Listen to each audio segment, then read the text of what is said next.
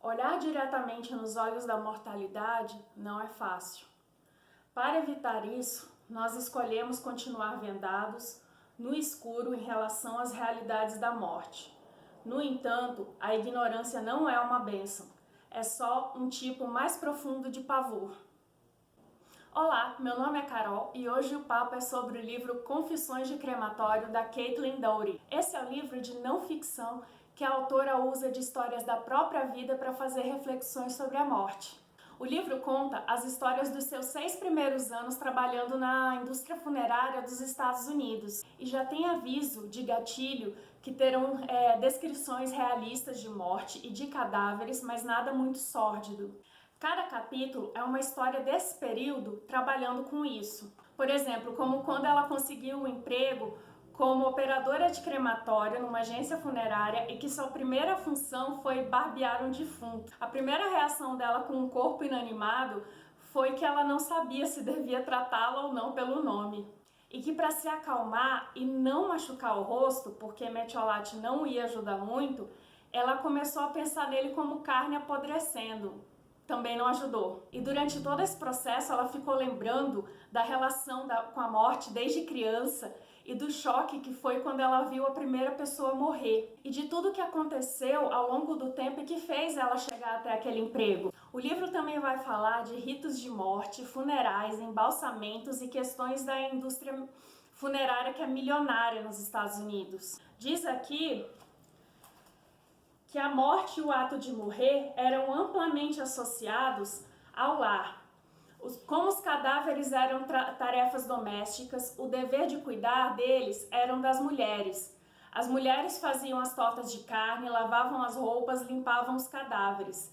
Se a matriarca da família não quisesse lavar e embrulhar o corpo ela mesma, a família podia contratar encaminhadoras dos mortos. E que a partir dos anos 30 é que começou o que é conhecido como a medicalização da morte. A ascensão dos hospitais escondeu as visões, os cheiros e os sons desagradáveis da morte. Enquanto antes um líder religioso podia conduzir um moribundo e guiar a família na dor, agora são os médicos que acompanham os momentos finais de um paciente. A medicina passou a cuidar de questões de vida e morte, não os apelos aos céus. O hospital agora era um lugar onde os moribundos podiam passar pela indignidade da morte sem ofender a sensibilidade dos vivos. Como ela diz, hoje não ser obrigado a ver cadáveres é um privilégio do mundo desenvolvido. Ela fala de como as pessoas começaram a enxergar a morte e chama isso de cultura da negação da morte. E do mesmo jeito que antigamente se fantasiava sobre o nascimento de bebês, eles sendo trazidos por cegonha, hoje o cadáver é um ente querido, porque, como ela diz, os cadáveres mantêm os vivos presos à realidade. E ela questiona bastante a indústria funerária por esse padrão de embalsamar os mortos. Por que embalsamar nossos entes queridos, transformando eles em bonecos de cera, deixando eles mais jovens e mais vivos? Que sentido faz decorá-los como adereços pintados em travesseiros fofos? Seria esse o que ela chama de cadáver moderno? Além de contar como funciona a indústria funerária dos Estados Unidos, ela também conta como é o método de embalsamento.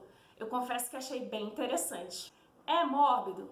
Claro, mas ela questiona isso também. Por que a morte tem que causar tanto pavor nas pessoas? Além do que é triste, estamos falando de pessoas que amamos, mas não é uma coisa inerente a todo ser vivo? Não deveríamos enxergar esse momento com mais naturalidade? Públio Ciro escreveu no primeiro século da Era Comum: como homens, somos todos iguais na presença da morte. A autora também reflete sobre a própria morte. Ela fala de como ela via a morte antigamente, como a maioria das pessoas, e como ela passou a enxergar a morte da maneira como ela vê hoje. E a maneira que eu ia lendo esse livro, minha cabeça ia dando 1000 voltas, pensando, poxa, mas é assim mesmo?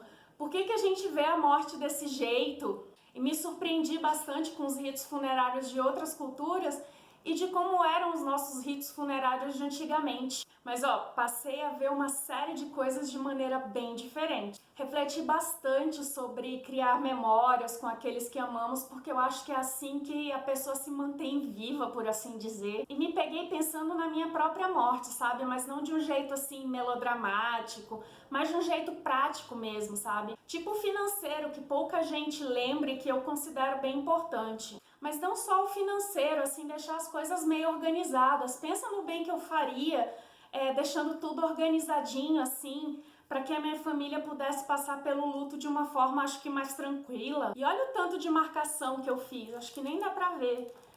É muita frase que me deixou, assim, bem impactada. Eu queria poder ler todas aqui. Eu recomendo muito essa leitura para pessoas curiosas, daquelas que gostam de sair da sua zona de conforto. Mas como a autora fez lá no início do livro, dando um aviso de gatilho sobre o que o leitor poderia encontrar aqui, já fica o lembrete de que essa leitura não é para todo mundo. E sobre a Caitlin Doughty, ela tem um canal no YouTube que fala sobre a morte e a indústria funerária com aquele seu humor peculiar, e ainda mantém o site The Order of the Good Death, que significa a Ordem da Boa Morte, que é um grupo de pessoas que exploram maneiras de preparar uma sociedade que tem fobia de morte para morrer. Eu vou deixar o link dos dois aqui na descrição. Eu gostei tanto da maneira como ela aborda esse assunto que eu peguei o mais novo livro dela, o Pra Toda a Eternidade, que fala dos ritos de morte ao redor do mundo. E já coloquei do lado da cama para não esquecer de ler. Mas e aí, você gostou desse assunto? Quer ler o livro? Já leu ou acha isso mórbido demais? Me conta aí nos comentários. E se você gostou desse vídeo, deixe seu curtir. O link de compra desse livro eu vou deixar lá na descrição. Um grande beijo e até a próxima!